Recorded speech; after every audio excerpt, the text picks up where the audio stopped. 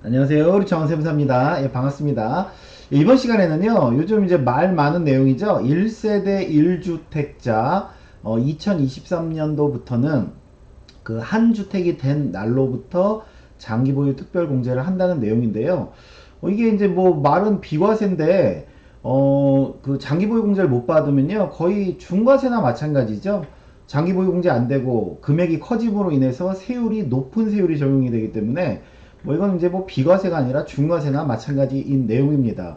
저희가 이제 그 21년도부터 비과세 규정이 바뀌었는데요. 그게 19년도에 2년간 유예를 줬습니다. 2년간 이제 비과세가 까다로워지니까 집을 빨리빨리 팔아라. 2년간 유예를 줬지만 사실상은 집을 더 사들였죠. 그래서 이게 이제 장특공제 이 내용으로 인해서 이제 집을 팔려고 2년간 유예를 줄 테니 팔라는 신호를 이제 준 것인데 과연 집을 팔지 이거는 의문입니다. 그러나 이제 저희는 뭐 정치적인 이유야 그렇다 치고 저희는 이 이제 내용이 어떤 내용인지 한번 같이 살펴보도록 하겠습니다. 일단은 이제 이번에 그 발표한 내용이 이제 두 가지 내용인데요. 일단은 1세대 1주택자 장기보유 특별공제 1세대 1주택자죠. 기존에 이제 보유 4% 거주 4%에서 10년 이상 하면 80% 되는 거죠. 근데 만약에 22년 12월 30일 이전에 한 채가 됐다. 그 정부에서 팔으란 대로 다 팔고 한 채만 남았다. 라고 하면 나중에 팔 때 장기보유 공제를 취득일부터 기산해 주겠다는 거고요. 그래서 취득일부터 10년 이상 거주했다라고 하면 80% 이상 공제가 가능하겠죠.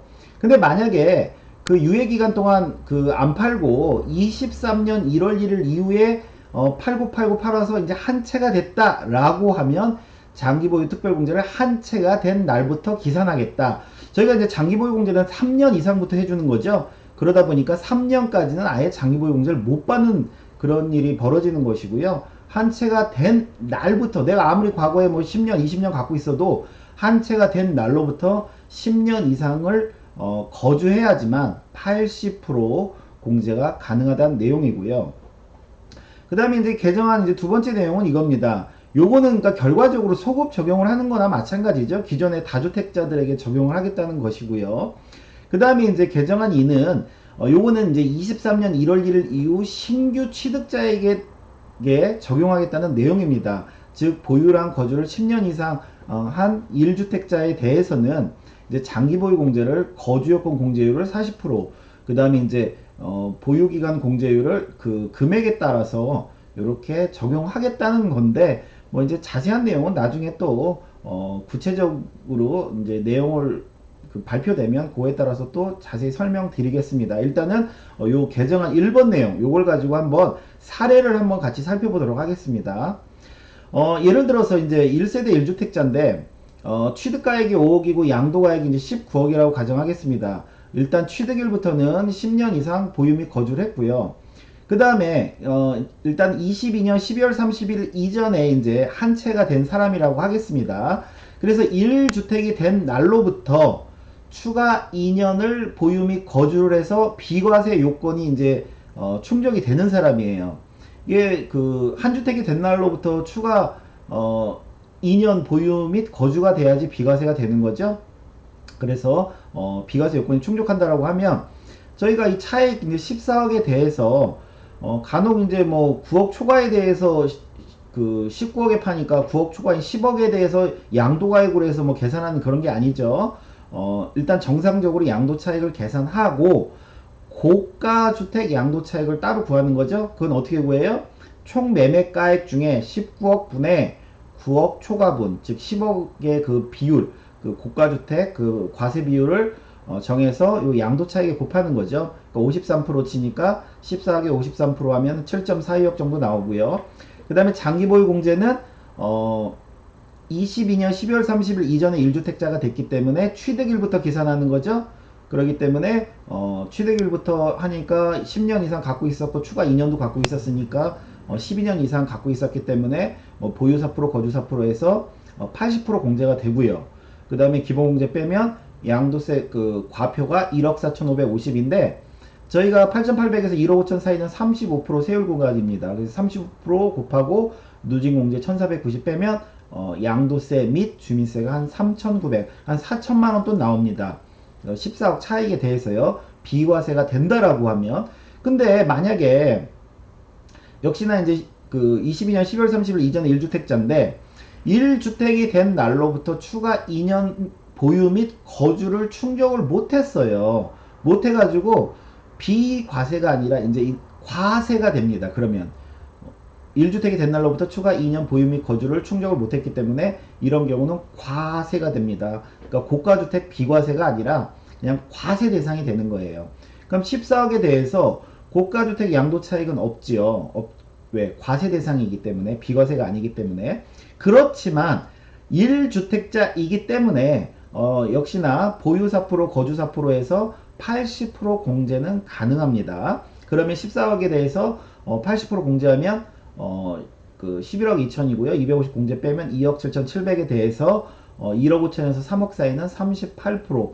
그래서 곱하고 누진공제 빼고 주민세까지 얹으면 9,465만 원 정도 세금이 나옵니다.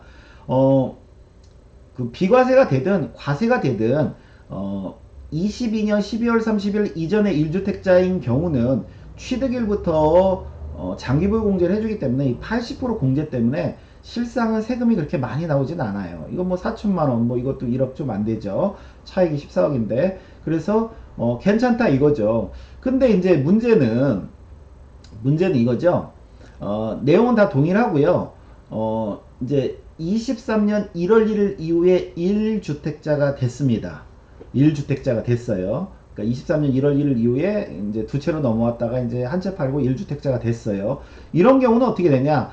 마찬가지로 1주택이 된 날로부터 추가 2년 보유 및 거주는 충족을 했다고 가정하겠습니다. 즉 비과세 요건은 충족했는데 대신 장기보유 공제가 3년부터 그 시작이 되는데 3년 이제 미만이라고 가정하겠습니다. 극단적으로.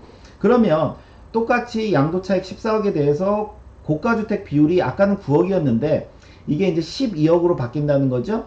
그래서 19억 중에 12억 초과분, 즉 19분의 7 하면 37%가 됩니다. 즉 14억에 37% 하면 그 5억 1,800이고요. 그 다음에 장기 보유 공제를 이제 못 받는 거죠. 왜? 그 한 주택이 된 날로부터 3년 이상이 돼야지만 장기 보유 공제가 되는데 지금 이제 3년 미만이라 없고요. 그러면 250 공제하면은 이제 5억 1,550인데 저희가 5억에서 10억 사이는 세율 구간이 42%에 누진 공제 3,540인데요. 빼면은 세금이 1억 9,922만 1,000원이 나옵니다. 이제 많이 늘어나죠. 근데 이제 만약에 비과세가 안 된다라고 하면요, 이제는 세금이 더 많이 나옵니다. 지금 무슨 얘기냐면 비과세가 그 1주택이 된 날로부터 추가 2년 보유 및 거주를 충족을 안 했다. 그리고 3년 미만이 있다. 그러면 이제 비과세 요건을 미충족, 즉 과세 대상이라는 거죠. 과세 대상이기 때문에 이런 경우는 그냥 14억에 대해서 250 공제 뺀 13억 9천에 대해서 최고 세율 45%를 적용하면 6억 2천가량 세금이 나옵니다. 이거는 거의 무슨 중과세 정도의 세금이겠죠. 그죠? 어마어마하게 많이 늘어나죠. 그래서 그 23년 1월 1일 이후 그래도 만약에 비과세 요건을 충족하면 그래도 세금이 좀 요 정도 나오는데 그 2억 미만으로 나오는데 만약에 비과세 요건도 충족을 못했다라고 하면 세금이 어마어마하게 많아집니다. 그 다음에 만약에 그럼 3년 미만이 아니라 1주택이 된 날로부터 이제 추가 5년을 보유 및 거주했다라고 하면 어떻게 되냐? 그러면은 그 비과세가 되는 거고요. 추가 2년 이상 했으니까. 그래서 고가주택 양도 차익에 대해서 그 다음에 장기 보유 공제는 보유 4% 거주 4% 적용하면 40%죠. 그죠? 그 5년이니까 5, 4, 20, 5, 4, 20. 그래서 40% 적용하면 세금이 한 1억 정도 이렇게 나옵니다. 요는 하여튼 장기 보유 공제는 1주택이 된 날부터 적용한다는 그런 내용이죠.